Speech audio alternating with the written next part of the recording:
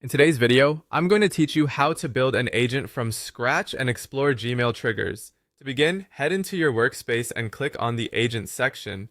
This is where all your automations live, and starting here keeps everything organized in one place. Next, select Build from Scratch.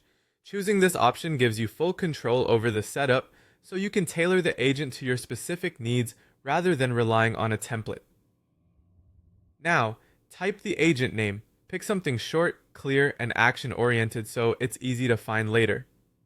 A good name describes what the agent does at a glance and helps teammates recognize its purpose without opening it. Right after naming, choose an icon. The icon is more than cosmetic. It helps you quickly identify the agent in lists and dashboards, especially when you have multiple automations running. Pick something that visually represents the agent's role, like an envelope for anything email related or a lightning bolt for fast alerts. Add a concise agent description. Think of this as the elevator pitch for your automation. Explain what it does, who it's for, and the outcome it delivers. A helpful description reduces confusion, makes future updates easier, and can serve as lightweight documentation for your team. Once the basics are set, you'll see the triggers area. Triggers are the events that kick off your agent. When a specified condition happens, the agent starts its work. You'll typically find integrations, event types, and options here, all designed to define when your automation should run. For example, click on Gmail.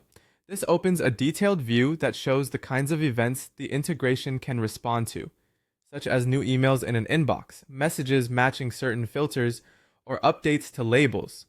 You'll also see what information is available from each event, like sender, subject, timestamps, labels, and message snippets. This is where you can understand exactly what data your agent can use downstream. The panel may also outline recommended usage patterns, any rate considerations, and notes about scopes and data handling so you can plan responsibly and keep performance reliable.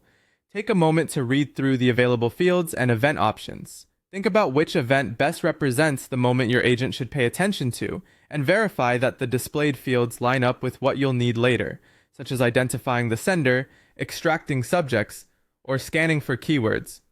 That's it. You've created the foundation for your agent, chosen an icon and description for clarity, and explored Gmail triggers to understand what information is available when the agent runs.